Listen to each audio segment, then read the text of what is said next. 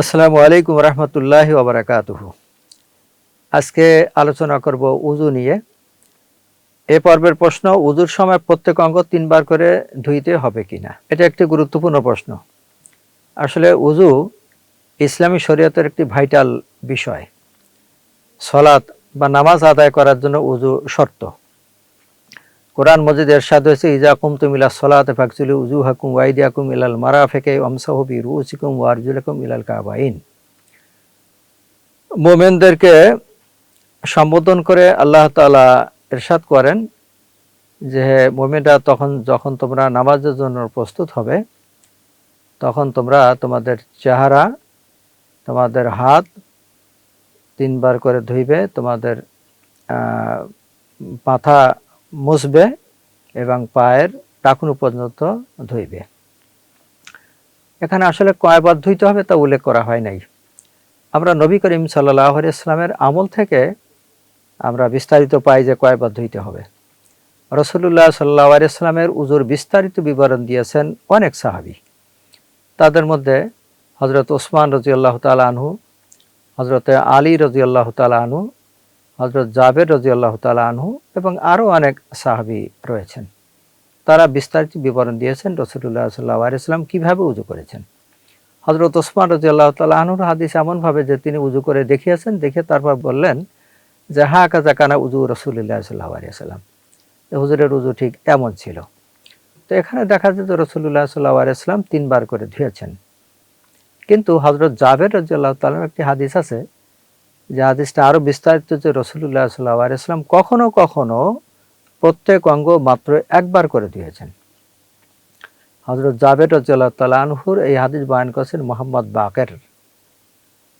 তিনি বয়ান করেন যে হযরত জাবের রাদিয়াল্লাহু তাআলা আনহু বলেছেন যে রাসূলুল্লাহ সাল্লাল্লাহু আলাইহি ওয়াসাল্লাম কখনো কখনো প্রত্যেক অঙ্গ মাত্র একবার ধুয়েছেন, কখনো দুইবার ধুয়েছেন, কখনো তিনবার ধুয়েছেন। আবার কখনো কখনো তিনি এমনভাবে উযু করেছেন যে কোনো অঙ্গ একবার, কোনো অঙ্গ দুইবার, আবার কোনো অঙ্গ তিনবার ধুয়েছেন। সুতরাং এর থেকে আমরা যেটা পাই তাহলে যে উযুর সময় প্রত্যেক অঙ্গ একবার করে ধোয়া খুব ভালোভাবে, এটা হচ্ছে ফরজ। খুব ভালোভাবে, অর্থাৎ যে অঙ্গগুলো ধোয়ার হুকুম, অর্থাৎ আমাদের মুখমণ্ডল, চেহারা, হাতের কনি পর্যন্ত এবং পায়ের টাকনু পর্যন্ত, এই তিনটা অঙ্গ ধোয়ার সময় যেন এক বিন্দু পরিমাণ, এক চুল পরিমাণ শুকনা না থাকে, পানি স্পর্শ না করে, এমন যেন না হয়।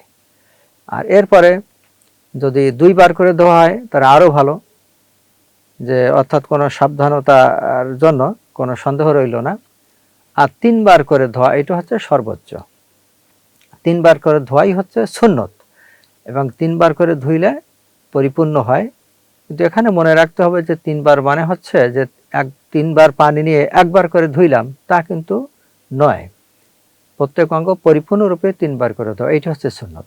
আর এর চেয়ে বেশি করা আবার সুন্নতের খেলাফ, কারণ তাতে অপচয় হবে, পানির অপচয়। আর অপচয় করতে রাসূলুল্লাহ সাল্লাল্লাহু আলাইহি ওয়াসাল্লাম নিষেধ করেছেন, যে নদীর ঘাটে বসেও যদি কেউ উযু করে তাহলে সেজন্য প্রয়োজনের অতিরিক্ত পানি ব্যবহার না করে।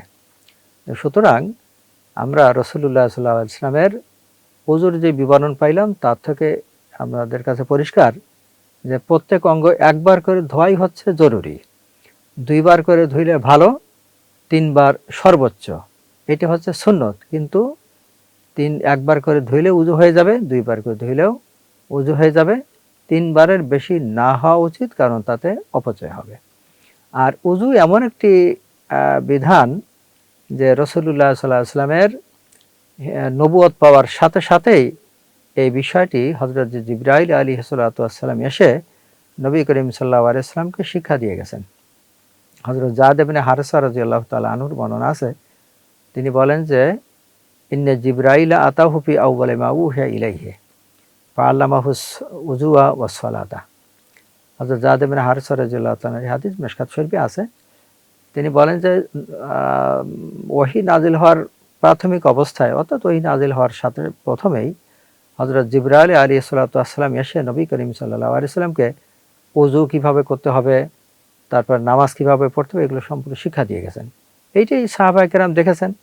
আর এই যে আমি আয়াতের কথা বললাম, সূরা মায়েদার আয়াত নাযিল হয়েছে অনেক পরে, অর্থাৎ উযু শুরু হয়েছে অনেক আগের থেকে, আর আয়াত নাযিল হয়েছে অনেক পরে। সুতরাং এ ব্যাপারে আর কোনো সন্দেহের অবকাশ নাই যে উযুর যে বিবরণ নবী করিম সাল্লাল্লাহু আলাইহি ওয়াসাল্লাম থেকে সাহাবা কেরাম দিয়েছেন, তাতেই যে ৩টা অঙ্গ, মুখমণ্ডল, হাতের কণি পর্যন্ত আর পায়ের টাকু পর্যন্ত ধুইতে হবে, আর মাথা মুছতে হবে।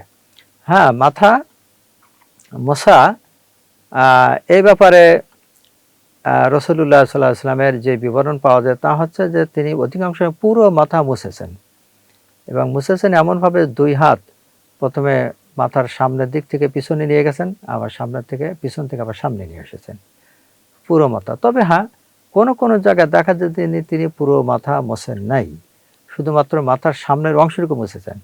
এ থেকে ফুকাহায়ে কেরাম তারা বলেন যে অর্থাৎ মাথার ৪ ভাগের ১ ভাগ মোছা ফরজ, আর পুরো মাথা মোছা সুন্নত। এটা ইমাম আবু হানিফা রাহমাতুল্লাহ আলাইহির কথা, হানাফিদের কথা এটা। ইমাম শাফি রহমতুল্লাহ তো আরও কম বলেন যে অল্প একটু মুছলেই হয়।